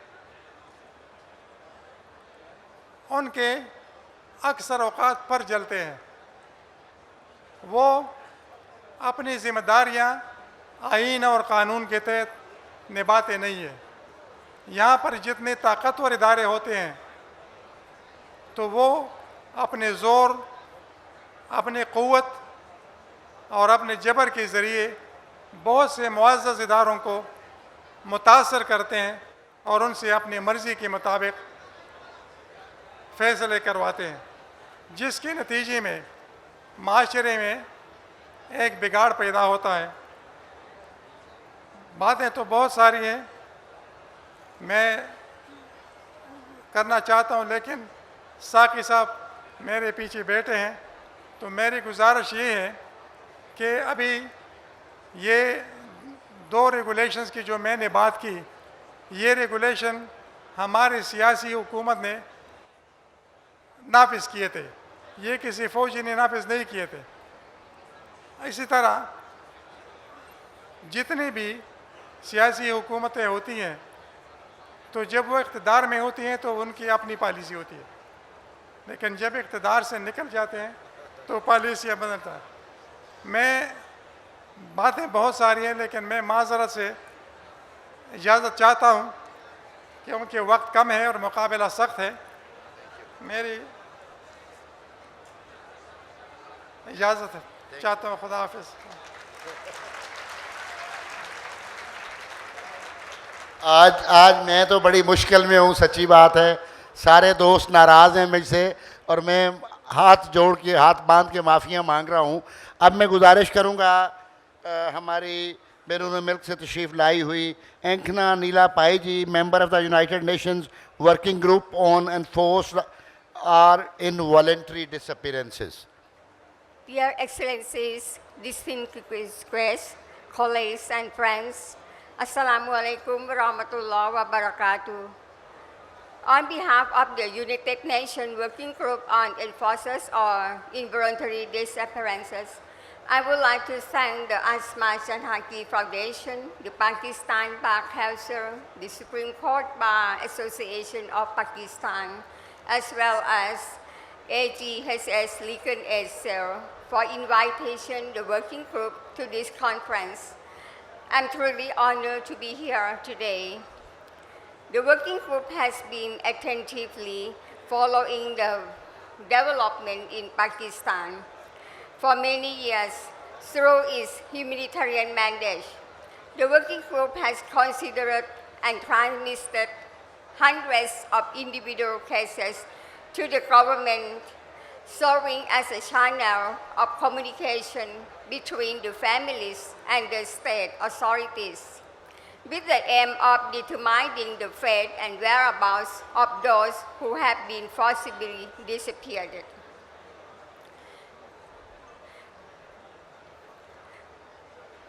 The working group has, under this monitoring mandate, the working group has also engaged with the state of Pakistan through various interventions.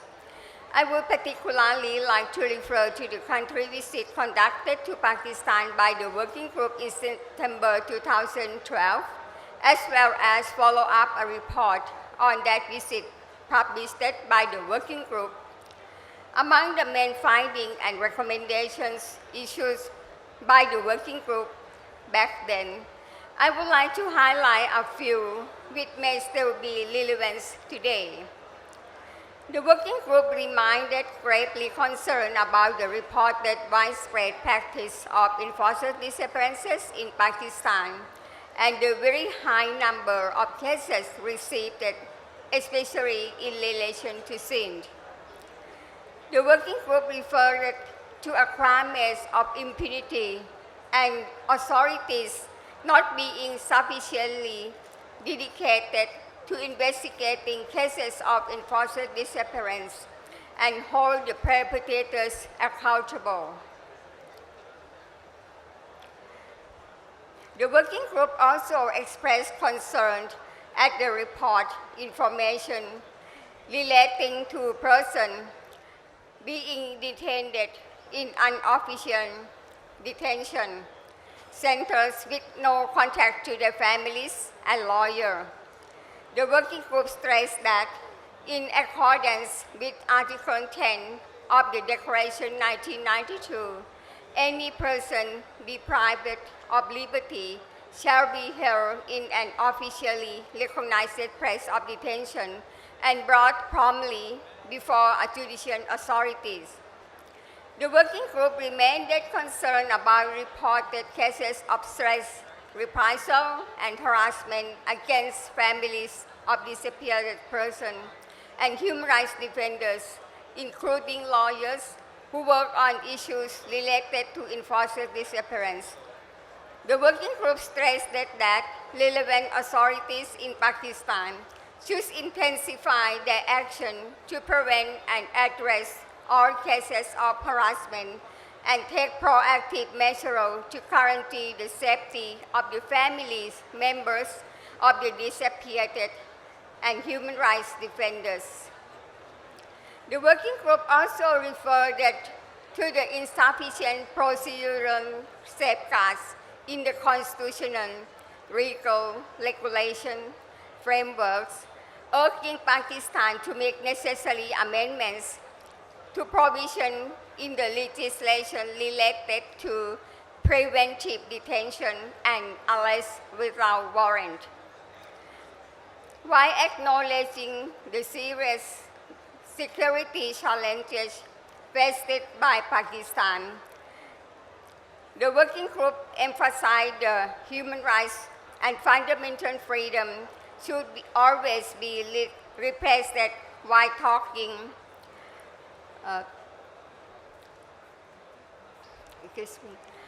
The working group also referred to the insufficient procedural safeguard in the constitutional, legal, and regulation framework, urging Pakistan to make necessary amendment to provision in the legislation related to prevention, detention, and arrest without warrant, while acknowledging the serious security faced by Pakistan. The working group emphasized that human rights and fundamental freedom should always be respected while taking actions. While acknowledging the serious security challenges faced by Pakistan, the working group emphasized that human rights and fundamental freedom should always be respected while taking action combating terrorism in accordance with Article 7 of the Declarations. The working group again urged Pakistan to swiftly criminalize enforced disappearance, to ratify the International Convention for the Protection of All Persons from Enforced Disappearance, and to consider individual and interstate complaints pursuant to Article 31st and 32nd of the Convention. While appreciating the establishment of the Commission of Inquiry on Enforced Disappearances, the working group continued to be concerned about the efficiency, proper method of work of the Commission. The working group recommended that, as the rule, relatives of the disappeared person should be heard in confidential meeting before the Commission. And the working group hoped that the bill to criminalize enforced disappearance, that's what passed by the National Assembly last couple of days, is in line with international standards and will meet with the working group recommendations. The working group also reiterated the recommendations contained in its 2012 visit report that clear rules and dedicated institutions should be created to ensure the oversight and accountability of law enforcement and intelligence agencies. The working group referred to the lack of comprehensive mechanism for full and prompt reparation, including social and medical assistance to relatives of the disappeared person. The working group recommended that a special fund should be arranged to support the relatives of the disappeared persons, which should not be limited to financial compensation, and that social allowance or other assistance should be made available to victims, including the families of the enforced disappearances. Based on the report of the allegation to the working groups, We have continued to receive the years following the publication of this report. Many of the concerns remain relevant. In this regard, I would like to highlight that in its follow-up report, the working group encouraged the government of Pakistan to consider inviting the working group for a follow-up visit to the country. And these requests have been reiterated for several occasions. The working group has continuously reiterated its readiness to assist the government of Pakistan in the implementation of this and other relevant recommendations. It is a working group firm belief that country visits are most efficient and constructive way to do so, and hope it will be invited officially visit Pakistan again. Last but not least, the working group would like to thank to the continuous engagement and activism of civil society organizations in Pakistan, who have tirelessly continued to document individual cases, helping the families, bringing this case to the attention of the working group, and providing relevant updates when needed. The working group is immensely thankful to this organization, and I would like to take this opportunity to recognize their professionalism, their generosity, and their commitment to the cause. Finally, I would like to finalize my intervention by reaffirming the working group has continually reiterated its readiness to assist the Pakistan state in its efforts to strengthen the country's legislative and institution framework and provide technical and assistance in compliance with its mandate. And we want to stress that we will stand in solidarity with all victims of enforced disappearance, their relatives, and all organizations who are assisting them. The working group remains committed to continue supporting their fight for truth, justice, and reparations. I thank you very much.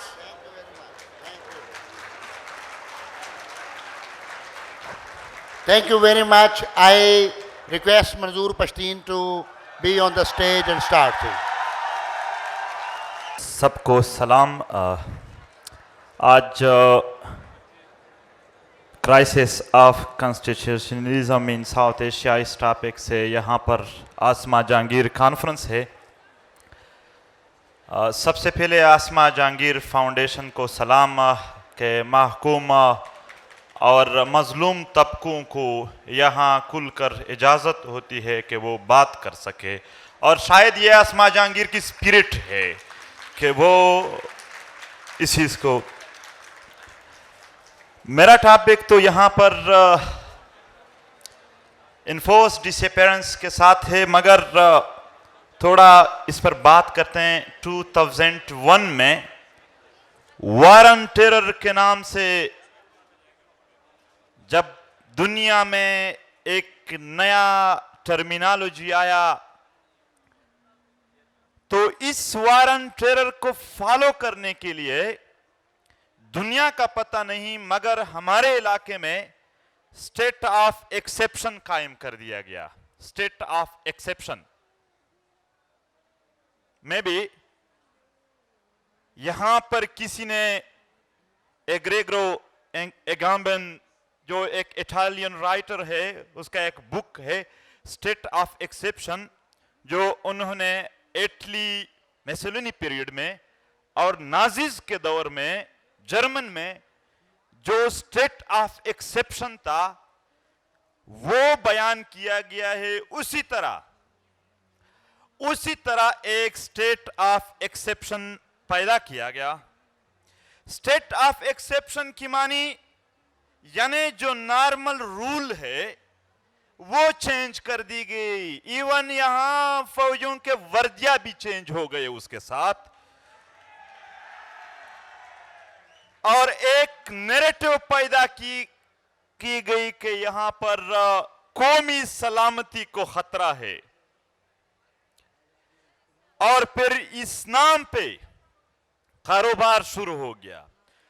हर वो journalist target हुआ जो अवाम की बात कर रहा था, हर वो सियासी क़ियादत टारगेट हुआ जो अवाम की बात कर रहे थे, जो उस पॉलिसी के हक में नहीं थे, जो आम जमीनी हकायक को बयान कर रहे थे। और हर उस मकाम पर हमारे वतन में धमाके हुए जहां पर लोग इकट्ठे हो रहे थे, यानी इज्तिमायत पर पाबंदी, ताकि लोगों की आवाज न सुनी जा सकी। ये गलत काम कर रहे थे और गलत काम करने के लिए तारीकियों का होना जरूरी है, जहल जरूरी है इसके लिए कि लोग न समझ सके। मास डिटेंशन हुआ, पूरे इलाके को सीज कर दिया गया और फिर इस मास डिटेंशन को जस्टिफाई करने के लिए action in aid of civil power जैसे कवानीन, action in aid of civil power किसी ने पढ़ा है? Action in aid of civil power में लिखा है कि किसी को उसके इंटेंशन के बुनियाद पर, यानी एक बंदा सोच रहा है, बेटा है, और आप उसको मार दो कि ये सोच रहा था कि मैं हमला करने वाला हूं, इस तरह के कवानीन लागू कर दिए गए, मिलिट्री कोर्ट्स पैदा किए गए, मिलिट्री कोर्ट्स बना दिए गए और पुलिसिंग का काम फौज ने अपने हाथों में ले लिया। मेरे दोस्तों, हर रोज फेक इनकाउंटर्स किए जा रहे हैं, लोगों को लापता किया जा रहा है। पेरिफ्रीज के लोग, पेरिफ्रीज के अवाम, महकूम कौमों के अवाम, वो बेरोजगार है, वो बेतालीम है, वो उनको सेहत के मौके नहीं है। रियासत को चाहिए था कि उनको सेहत के मौके देते, तालीम देते, रोजगार देते, मगर उनको जहनी तवाज़ुन मुकम्मल खराब करने के लिए माओ बहनों को लाशें मिले, मिसिंग पर्सन मिले, लापता अफराद मिले। Extra judicial killing, dear sir, Rao Anwar who killed 440 person extrajudicially is roaming free, while Ali Wazir, whose family 18 family members were killed by terrorists, is in jail. This is justice in Pakistan.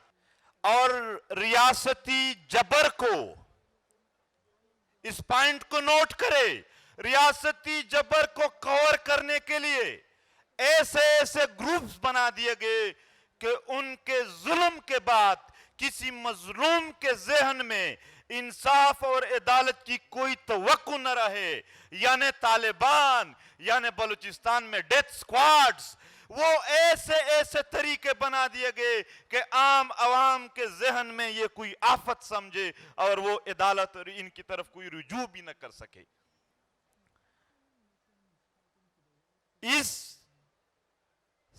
Narrative को strengthen करने के लिए बहुत खून बहाया गया और फिर दुनिया से डॉलर लिए गए। यहां लोग पूछेंगे कि क्या फायदा है इस जर्नलों को, इन पॉलिसियों का। मैं फायदे बताता हूं। जब ये बदअमनी पैदा कर देते हैं, फिर अमन के नाम पर जब आ जाते हैं तो जो मिनरल्स होते हैं, जो रिसोर्सेज होते हैं, उन पर कब्जा कर देते हैं और फिर बैरूनी दुनिया से इस नाम पर कि हम तो दहशतगर्दी के खिलाफ लड़ते हैं, डॉलर लेते हैं। हमको बैरूनी फंड कहने वाले लोगों, उनको एक पैसे का सबूत नहीं है, जबकि ये खुद 33 अरब डॉलर ले चुके हैं। अरबों डॉलर ले गए कि हमने यहां पर दहशतगर्दी को खत्म करना है। देखो, आज ऐसा नहीं है ये पापा जॉन्स और ऑस्ट्रेलिया के जजीरे मुफ्त में नहीं आए हैं। हमारा खून बहाया गया है, हमारे माओं के इतने आंसू बहाए गए, पूरा सैलाब बनता है उनसे, उनके लिए। और फिर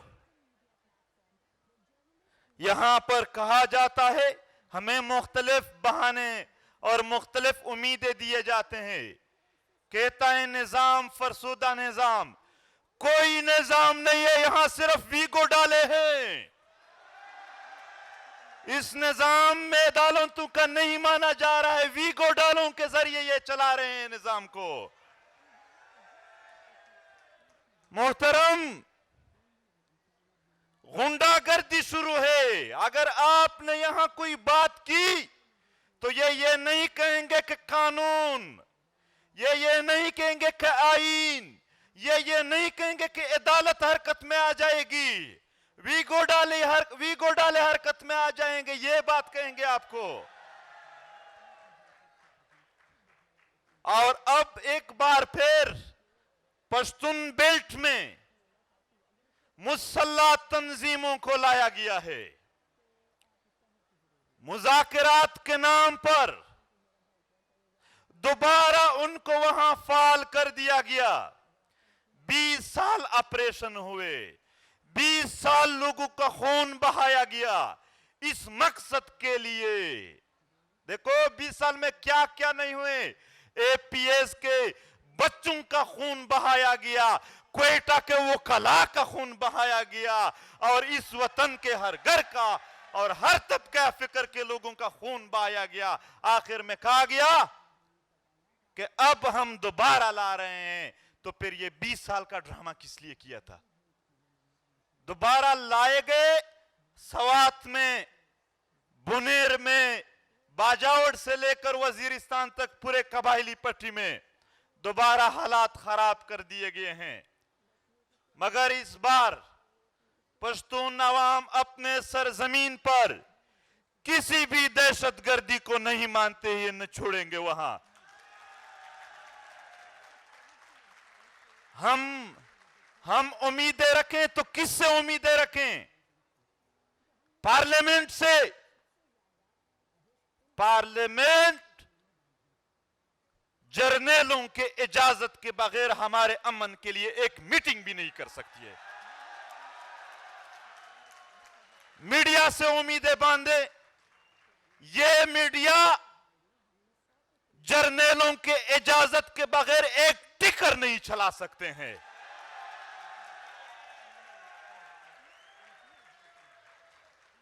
अदलिया से हम उम्मीदें रखें।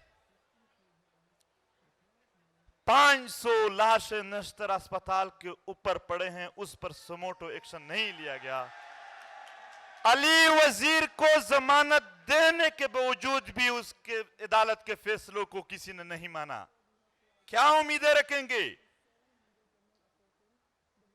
हम अभी ये चंद हफ्तों से पश्तून बेल्ट में इख्तिजाजी मुजाहरे जारी है।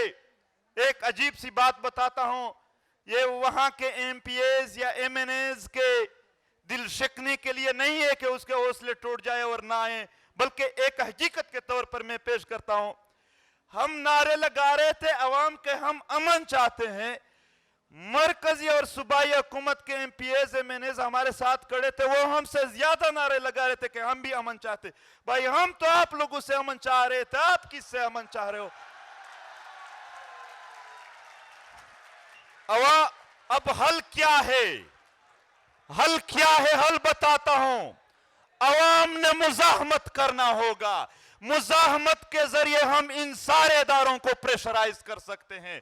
मुजाहमत के जरिए हम इस सारे हालात को चेंज कर सकते हैं। अवाम खुद उठेंगे तो उनकी बात सुनी भी जाएगी और मानी भी जाएगी। अगर अवाम बैठे रहे, अगर अवाम खामोश थे, अगर अवाम में मुतहरक नहीं थे, अगर अवाम मुनज़्ज़म नहीं थे, तो ये हालात ऐसे ही रहेंगे। और मैं यहां पर मौजूदा हुकूमत की एक बात करता हूं। ये जब अपोजिशन में थे तो हर रोज अली वजीर के प्रोडक्शन ऑर्डर का मुतालबा करते थे। अदालत जब वोट का मरहला आया तो अदालत में यही अपोजिशन वाले चले गए कि क्यों प्रोडक्शन ऑर्डर जारी नहीं करते, लेकिन जब उनकी अपनी हुकूमत आई तो आज अली वजीर जेल में, कोई प्रोडक्शन ऑर्डर नहीं है।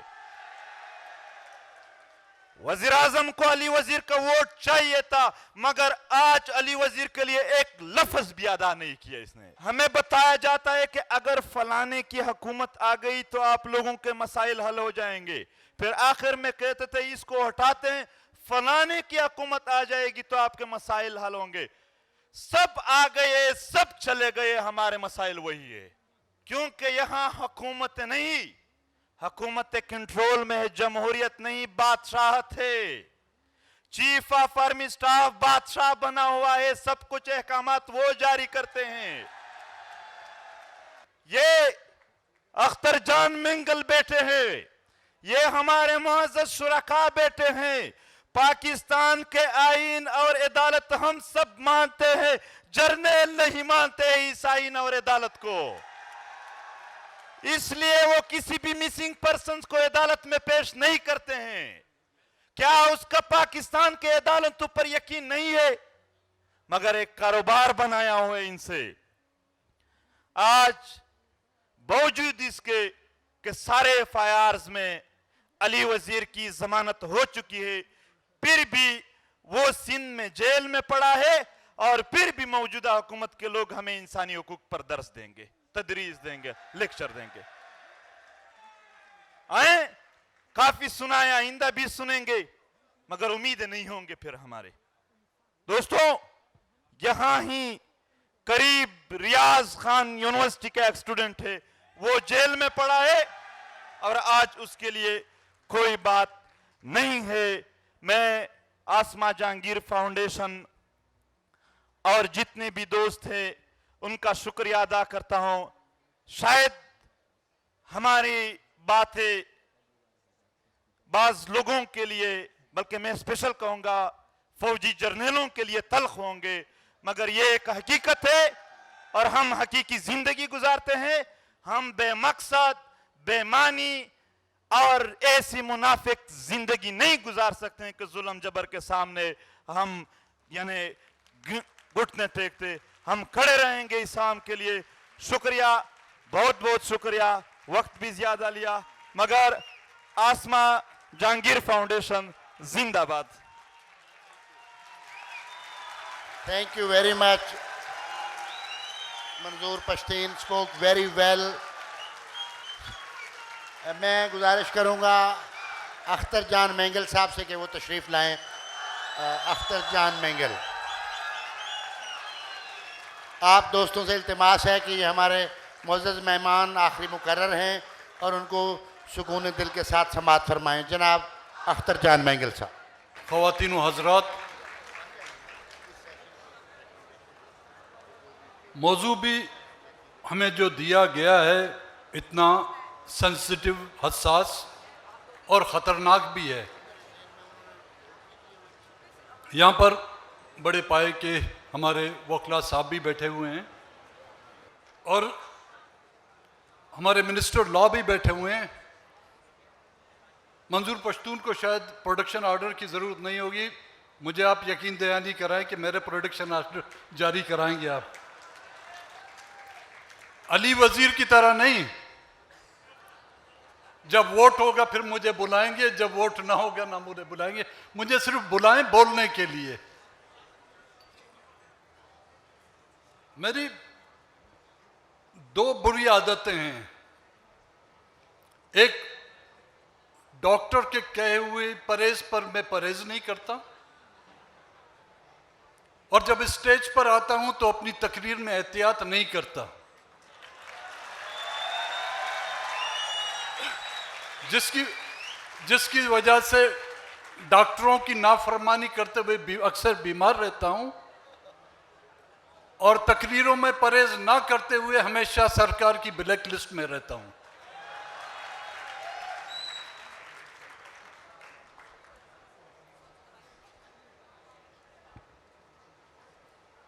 हमारा तो खैर है, आप जो बैठे हुए हैं वो अपनी खैर माना है,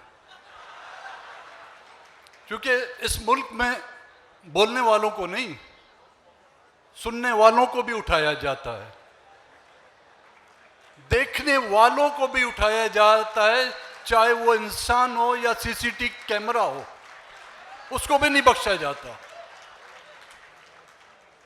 लिखने वाले हाथ काट दिए जाते हैं, बोलने वाली जबानें हमेशा और हमेशा के लिए बंद कर दी जाती हैं।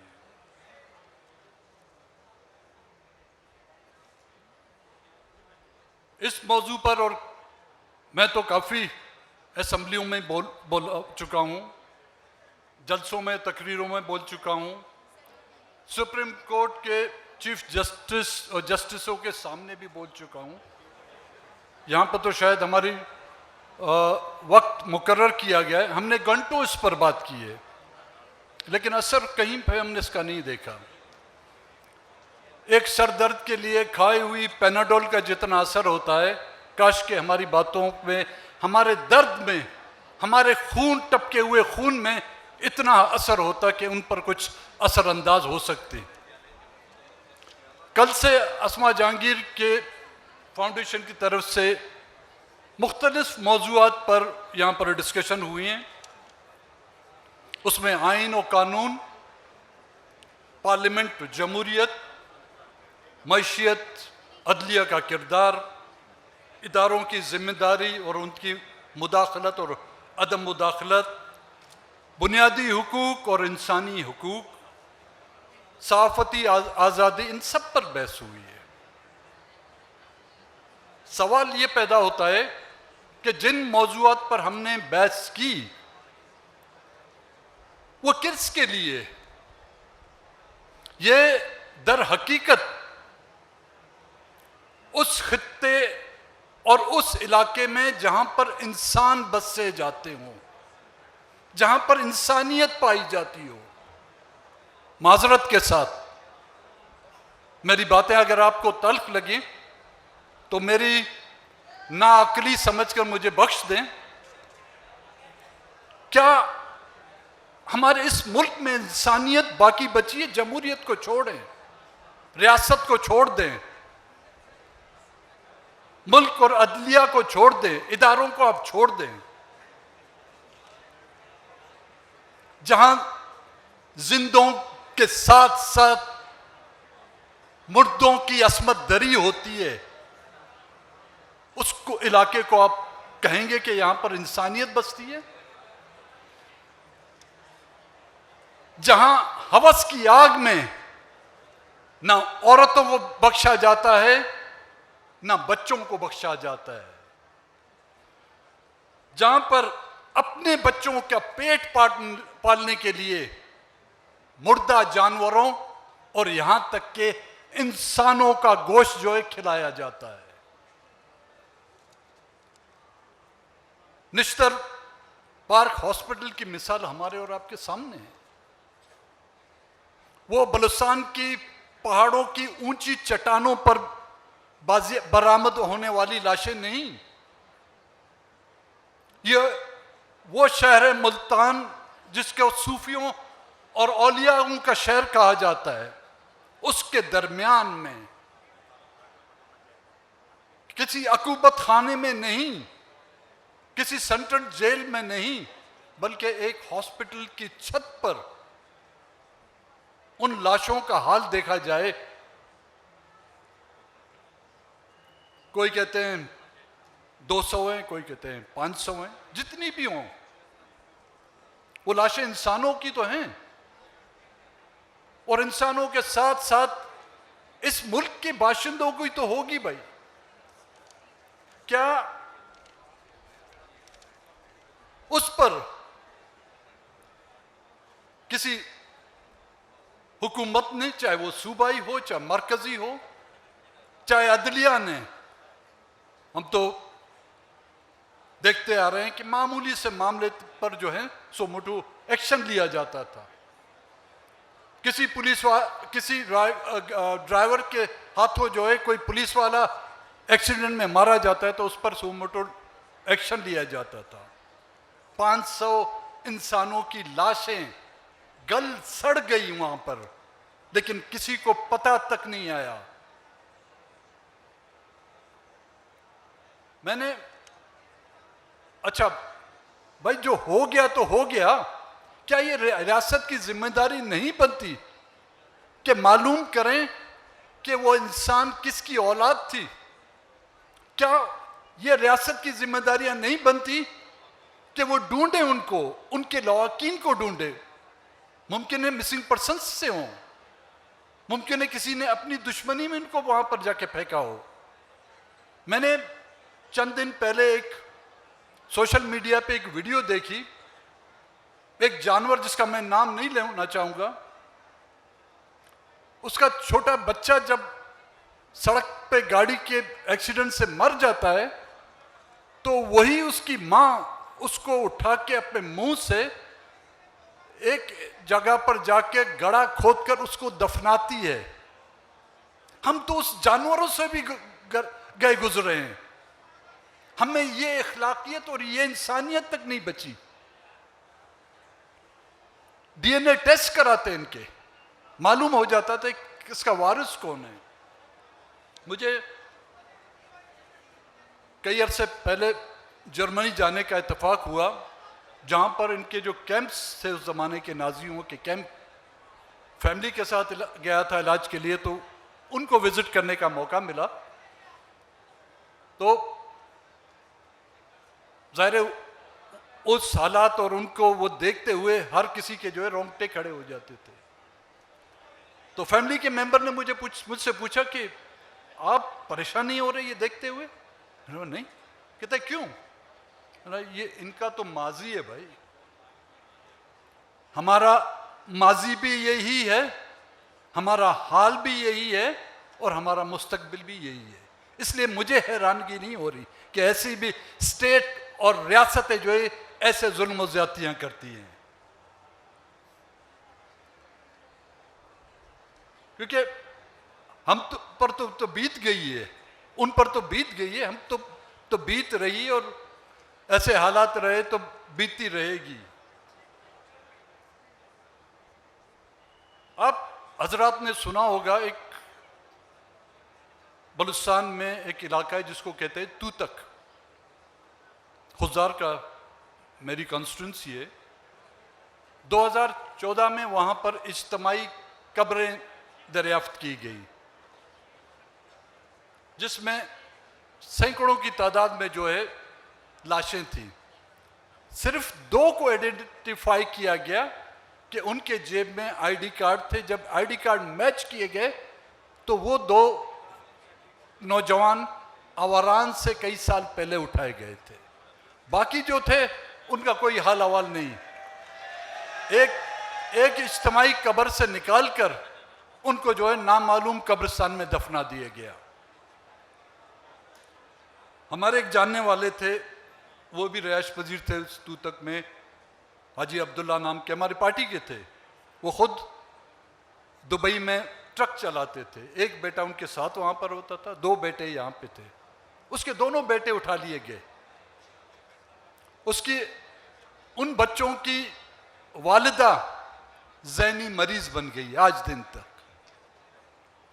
वो खुद दुबई कारोबार छोड़कर यहाँ पर आया, 2 बार उसको जो है फालिज के अटैक हो गए।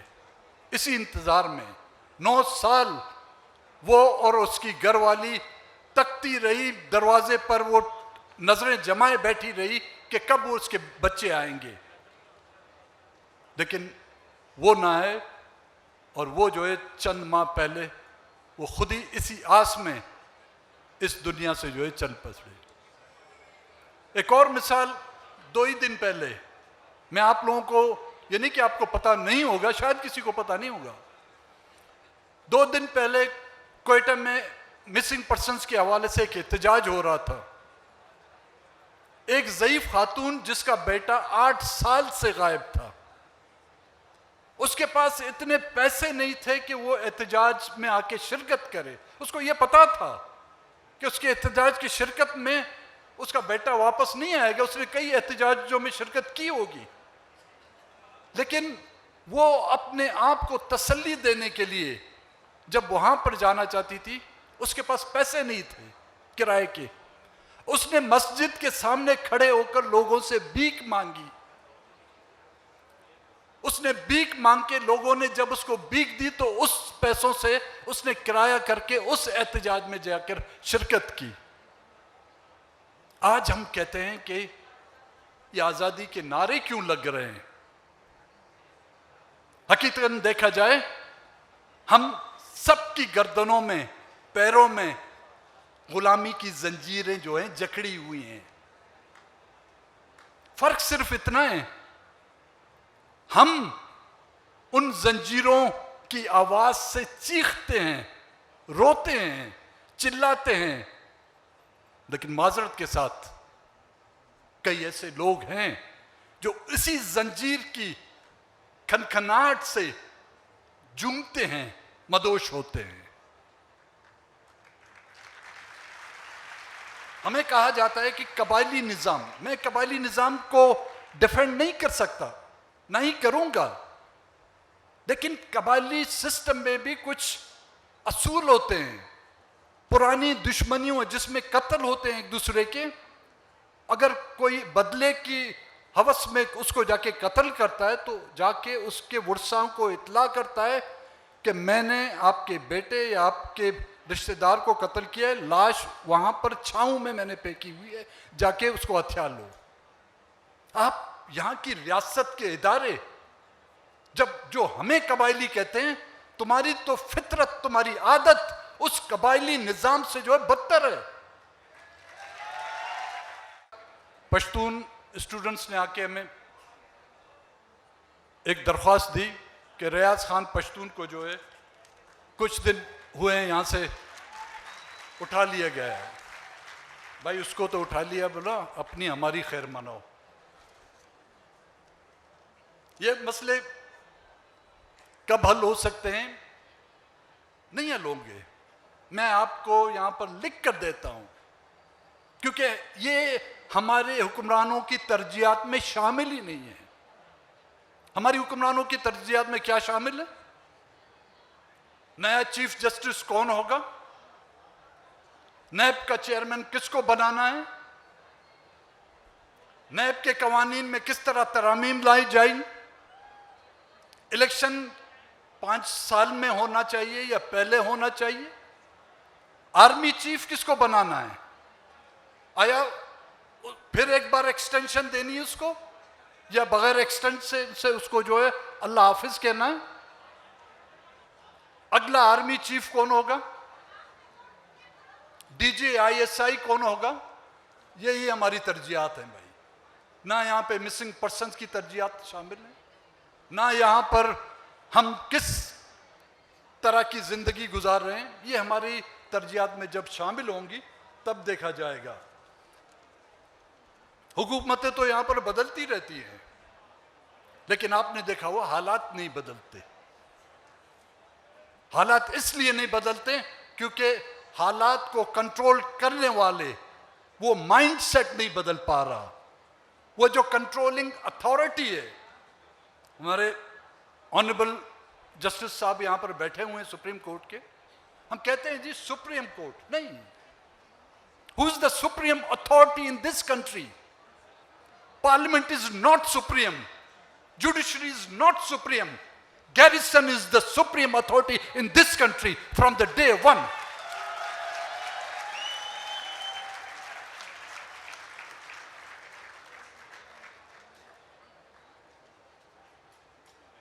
कुछ 2 दिन पहले इनफोर्स डिसअपीयरेंस के हवाले से एक बिल आया, पता नहीं कहां से घूमता फिरता। जब जहां पर वो बिल जो डिसअपीयर या गायब हो जाता है तो हमारे बच्चे कहाँ से बाजियाब होंगे। बड़ी मुश्किल से वो लाया गया। उसमें भी एक शिक थी जो तारड़ साहब की मेहरबानी और हमने जो उनको याद दहानी कराई 514, हमने कहा जी उसकी ज़रूरत ही नहीं है, क्योंकि अगर उस शिक को उसमें डाला जाता तो आप मिसिंग पर्सन के लवाकिन के लिए इंसाफ के दरवाजे पर एक तख्ती लगाते थे कि यहाँ पर आने से एहतियात बरतें। क्योंकि आप उस पर तो वो लगा रहे हैं कि जी अगर आपने FIR काटी तो 5 वो बाजियाब हो ना हो, लेकिन 5 साल की सज़ा आपके लिए लागू होगी। तो मेहरबानी उनकी कि उन्होंने उस शिक को वहाँ से निकाल दिया। पार्लिमानी कमेटी जो बनाई गई है, मैंने तारड़ साहब से भी अर्ज़ की थी कि ये पार्लिमानी कमेटी एक जगह पर महदूद ना हो। अगर कहा जाता है कि जी हम इंसाफ लोगों को जो है उसकी घर की दहलीज पर देंगे, तो इस पार्लिमानी कमेटी को हर फर्द के जो मिसिंग है उसके दरवाजे पर जाके नॉक करना होगा, उससे पूछना होगा कि तुम्हारा कौन गया है और उसको ले जाने वाला कौन है। फिर हम समझेंगे कि वाकई यहाँ पर, वरना तो यहाँ पर एक हमें इनकलाब की ज़रूरत होगी, पार्लिमानी इनकलाब नहीं।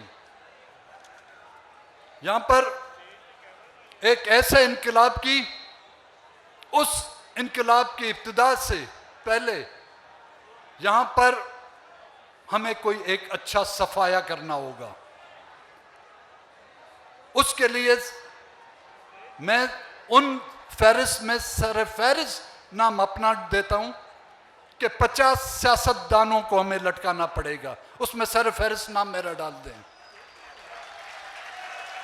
माजरत के साथ ऑनरेबल जस्टिस साहब, उसमें 50 जो है जजेस के नाम देने पड़ेंगे, उन्हें भी लटकाना होगा। उसमें 50 जनरलों के नाम भी देने पड़ेंगे कि उन्हें भी हमारे साथ सरेआम लटकाया जाए, फिर जाके ये मुल्क असल डगर पे आएगा। 2 मिनट।